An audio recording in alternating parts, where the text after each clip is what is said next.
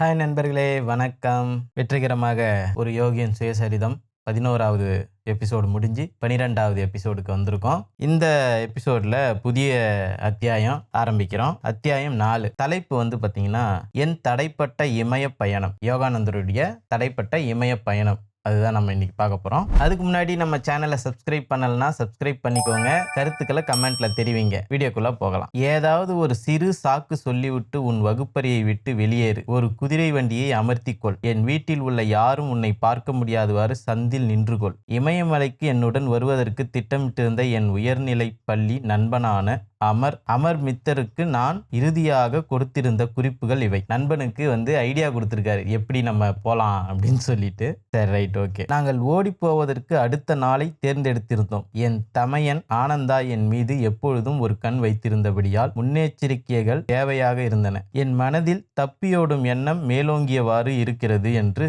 சந்தேகித்து அத்திட்டங்களை முறியடிக்க அவன் தீர்மானித்திருந்தான். அண்ணன் தம்பி இந்த மாதிரி எல்லாம் பண்ணுவான்னு முன்னாடியே கணிச்சு கொஞ்சம் ஏற்பாடெல்லாம் செஞ்சு வச்சிருக்கார் போல. அந்த தாயத்து ஆன்மீகத்தை ஊக்குவிக்கும் ஒரு பொருளாக என்னுள் அமைதியாக வேலை செய்த வண்ணம் இருந்தது. அடிக்கடி என் மனத்திரையில் தோன்றிய என் குருதேவரின் முகத்தை இமய பனிச்சாரலுக்கிடையே காண இயலும் என்று நம்பினேன். அவருக்கு அடிக்கடி கனவுல குருதேவர் வந்திருக்கிறாரு. அவரை இமயமலை சாரல்ல அவர் சந்திக்கிறதாக அவருக்கு தோணி இருக்கு. தந்தை நிரந்தரமாக கல்கத்தாவிற்கு மாற்றப்பட்டதால் குடும்பம் இப்பொழுது கல்கத்தாவில் இருந்தது. அவங்க அப்பாவுக்கு டிரான்ஸ்ஃபர் கிடைச்சதுனால கல்கத்தாவில் இருக்காங்க.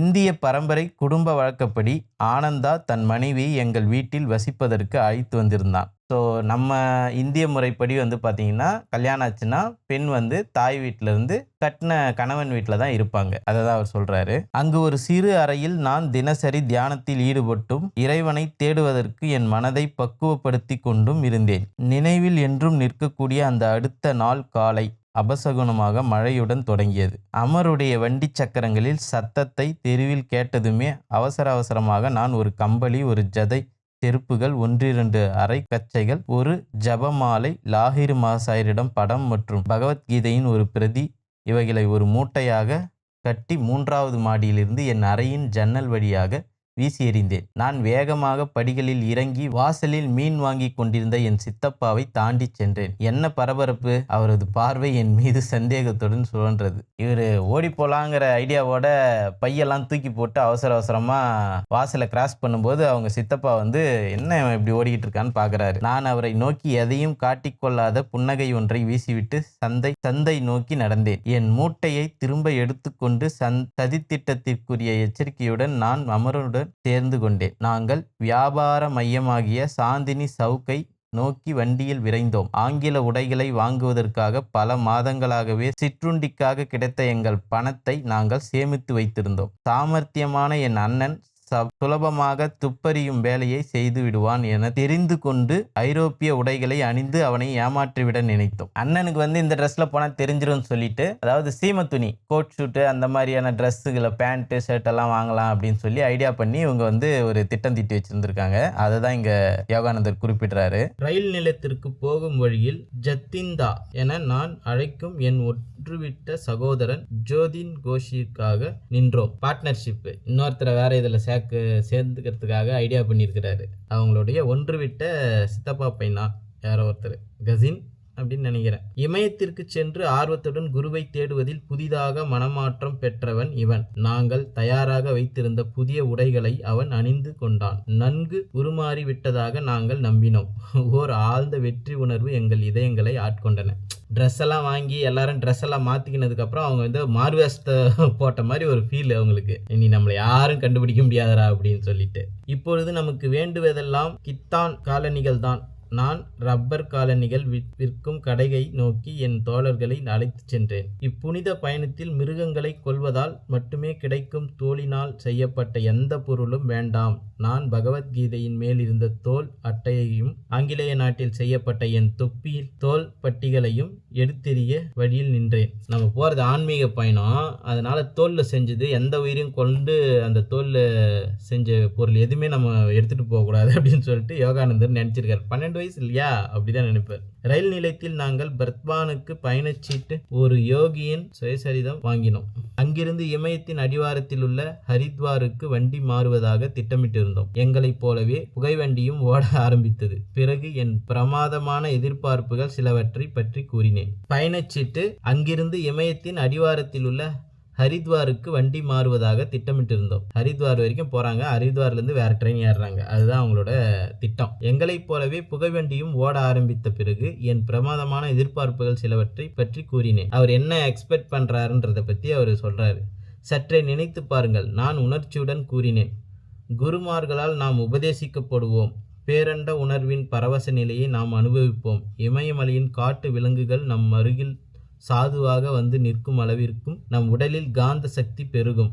புலிகள் எல்லாம் சாதுவான பூனைகளை போன்று நம் அன்பு வருடுதலுக்கு காத்து நிற்கும். ஆசைதான், பட் ஆனால் இது உண்மைதான். பிரபஞ்ச சக்தி நம்ம உள்வாங்க ஆரம்பிச்சிட்டோம்னா நம்மளுடைய உடம்புல இருந்து காந்த சக்தி மூலமா எல்லாத்தையுமே நம்ம கண்ட்ரோல் பண்ணலாம். அது நிரூபிச்சிருக்காங்க. நடக்கக்கூடிய ஒரு காட்சியை உருவகமாக யதார்த்தமாகவும் சித்தரித்து மெய்மறக்க செய்யும் என்று நினைத்து நான் கூறிய இக்குறிப்பு அமரிடமிருந்தும் உற்சாகமானதொரு புன்னகையை வருவித்தது. ஃப்ரெண்டுங்க கிட்ட சொல்லும்போது அவங்களும் குதூகலமாயிட்டாங்க. ஆனால் ஜிந்தா தன் பார்வையை திருப்பி ஜன்னல் வழியாக ஓடி சென்று கொண்டிருக்கும் காட்சிகளை காண்பதில் செலுத்தினான். இன்னொருத்த மட்டும், அந்த மூணாவதா வந்தவன் மட்டும் ஜன்னல் வழியா வந்து பின்னால போற அந்த காட்சிகள் எல்லாம் பார்த்துக்கிட்டே வந்துட்டு இருந்திருக்கான். பணத்தை 3 பாகங்களாக பிரித்து கொள்ளலாம். ஜிந்தா இந்த யோசனையுடன் தன் நீண்ட மௌனத்தை கலைத்தான். பரத்வானில் நாம் ஒவ்வொருவரும் தனித்தனியே நம் பயணச்சீட்டை வாங்க வேண்டும். அப்பொழுதுதான் நம் மூவரும் ஒன்றாக வீட்டை விட்டு ஓடுகிறோம் என்பதை ரயில் நிலையத்தில் யாரும் ஊகிக்க முடியாது. என்ன ஒரு திட்டம்! 12 வயசு பசங்க போனாலே தெரிஞ்சிடும். நான் சந்தேகப்படாமல் ஒப்புக்கொண்டேன். அந்த பொழுதில் எங்கள் ரயில் வண்டி பர்த்வானில் நின்றது. ஜதிந்தா பயணச்சீட்டு அலுவலகத்திற்குள் நுழைந்தான். அமரும் நானும் பிளாட்பாரத்தில் அமர்ந்திருந்தோம். நாங்கள் 15 நிமிடங்கள் காத்திருந்த பிறகு விசாரித்ததில் பயனொன்றும் இல்லை. எல்லா பக்கங்களிலும் பயத்தின் அவசரத்துடன் அவன் பெயரை கூவி அழைத்தோம்.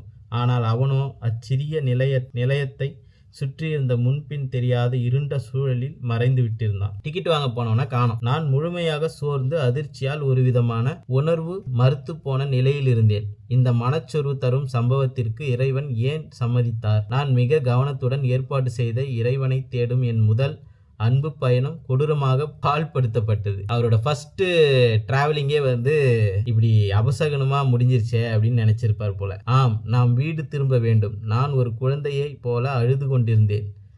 ஜதிந்தாவின் உணர்ச்சியற்ற பிரிவு ஒரு அபசகனம்தான். இந்த பயணம் தோல்வியில்தான் முடியும்.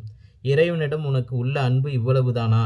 நம்பிக்கை துரோகியான நண்பன் மூலம் ஏற்பட்ட ஒரு சிறு சோதனையை உன்னால் தாங்க முடியாதா? தெய்வ சோதனை என்று அமர் குறிப்பிட்டதும் நான் என் மனதை திடப்படுத்தி கொண்டேன். நாங்கள் பெயர் பெற்ற பரத்வான் இனிப்பு பண்டங்களான சீதாபோக், தெய்வத்தாய்க்குரிய உணவு, மோதி, இனிப்பு பூந்தி ஆகியவைகளை உண்டு பசியாறினோம். சில மணி நேரங்களுக்கு பிறகு பரேலி வழியாக ஹரித்வாருக்கு ரயில் ஏறினோம். மறுநாள் முகல்சராயில் ரயில் மாறி நாங்கள் பிளாட்பாரத்தில் காத்திருக்கும் பொழுது மிக முக்கியமானதொரு செய்தியை பற்றி விவாதித்தோம். அமர் வெகு சீக்கிரத்தில் நம் ரயில்வே அதிகாரிகளால் துருவி விசாரிக்கப்படுவோம். என் அண்ணனின் மதிநுட்பத்தை நான் குறைத்து மதிப்பிடவில்லை. விளைவு எதுவாயினும் சரி, நான் போய் கூற மாட்டேன். முகுந்தா, நான் உன்னை கேட்பதெல்லாம் நீ சும்மா இரு என்பதுதான். நான் பேசும்போது பரிகாசிக்கவோ சிரிக்கவோ கூடாது. இந்த சமயத்தில் ஒரு ஐரோப்பிய நிலைய அதிகாரி என்னிடம் வந்தார்.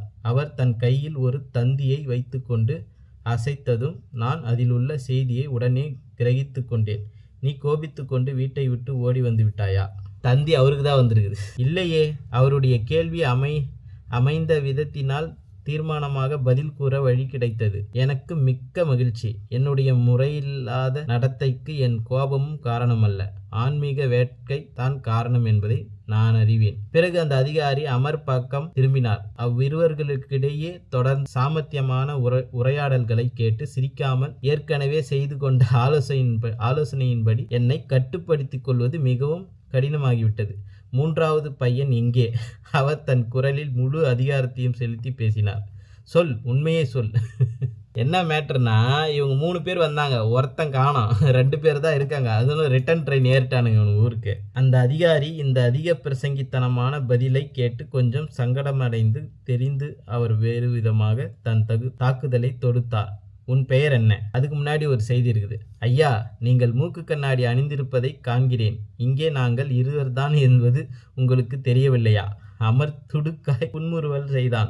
3வது பையனை வரவழைக்க நான் மந்திரவாதி இல்லையோ என்ற அமர். 3வதா நாங்கள் 2 பேர் தான் இருக்கிறோம், 3வதா ஒரு பையனை வரைக்குது, நான் என்ன மந்திரவாதியா அப்படின்னு கேட்குறாரு. உன் நண்பனின் பெயர் என்ன? நான் அவனை தாமசன் என அழைப்பேன். இதற்குள் நான் உள்ளே அடக்கி கொண்டிருந்த சிரிப்பு அதன் உச்ச நிலையை எட்டிவிட்டது.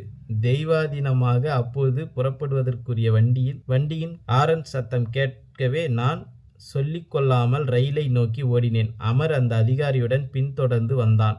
அவர் எங்களை நம்பியதுடன் எங்களை ஐரோப்பியர்கள் அமரும் பெட்டியில் ஏற்றிவிடும் அளவுக்கு உதவ முன்வந்தார். பாதி ஆங்கிலேய பையன்கள் 20 இந்தியர்களுக்கான பெட்டியின் பயணம் செய்வது உண்மையில் அவருக்கு சங்கடமாக இருந்தது. அவர் மரியாதையுடன் வெளியேறியதும் நான் இருக்கையில் சாய்ந்து விழுந்து விழுந்து சிரித்தேன். ஒரு முதிர்ந்த ஐரோப்பிய அதிகாரியை ஏமாற்றி சமாளித்த உவகை மிகுந்த திருப்தி அமரின் முகத்தில் தெரிந்தது. ஒரு ஆஃபீஸரை ஏமாத்தினது சந்தோஷத்தில் அவர் விழுந்து விழுந்து சிரிச்சாராம். 3 பேர் வந்திருக்காங்க, அதில் ஒருத்தர் காணாமல் போயிட்டாரு, 2 பேர் தான் இருக்கிறாங்க. அந்த 2 பேரும் ஒரு ஆஃபீஸர் கண்டுபிடிச்சிட்டு எங்கேருந்து வந்தாங்கன்றது முதற்கொண்டு தெரிஞ்சு ட்ரெயின் ஏற்றி விட்டுருக்காரு. பிளாட்பாரத்தில் என் அண்ணனை ஆனந்தாவிடமிருந்து வந்திருந்த அந்த தந்தியை நான் சாமர்த்தியமாக அறிந்து கொண்டேன். அந்த தந்தி பின்வருமாறு: ஐரோப்பிய உடையில் 3 வங்காள பையன்கள் வீட்டிலிருந்து ஓடி முகல் சாராய் வழியாக ஹரித்வாருக்கு சென்று கொண்டிருக்கிறார்கள். நான் வரும் வரையில் தயவு செய்து அவர்களை நிறுத்தி வைக்கவும். உங்கள் உதவிக்கு நல்ல வெகுமதி கிடைக்கும். அண்ணன் எப்படியாப்பட்டவர்?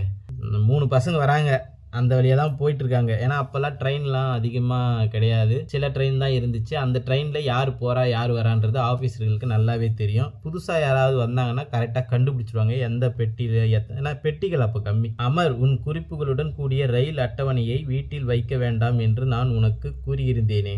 அவனை குற்றம் சாட்டும் வகையில் நான் நோக்கினேன். என் தமையன் அவைகளில் ஒன்றை பார்த்திருக்க வேண்டும். நான் என் நண்பன் குற்ற உணர்வுடன் நான் கூறியதை அவமதித்தான். நாங்கள் பரேலியில் சற்று நின்றோம். அங்கு துவாரகா பிரசாத் ஆனந்தாவிடமிருந்து வந்த தந்தியுடன் எங்களுக்காக காத்திருந்தான். துவாரகா பிரசாத் துவாரகா துணிவுடன் எங்களை நிறுத்த முற்பட்டான். நாங்கள் வெறுமென வீட்டை விட்டு ஓடி வரவில்லை என்பதை அவன் நம்பும்படி எடுத்துரைத்தேன். சென்ற தடவை போலவே இமயத்திற்கு என்னுடன் வரும்படி நான் விடுத்த அழைப்பை ஏற்க துவாரகா மறுத்துவிட்டான். அவரையும் கூப்பிட்டுருக்குறாங்க, அவர் வரல. ஓகே நண்பர்களே, இத்துடன் இந்த வீடியோவை நான் நிறைவு செஞ்சுக்கிறேன். இதனுடைய தொடர்ச்சியை அடுத்த பகுதியில் நம்ம பார்க்கலாம். இந்த வீடியோ உங்களுக்கு பிடிச்சிருக்குன்னு நினைக்கிறேன். லைக் பண்ணுங்கள், ஷேர் பண்ணுங்கள், சப்ஸ்கிரைப் பண்ணிக்கோங்க, கமெண்ட் பண்ணுங்கள். நன்றி, வணக்கம்.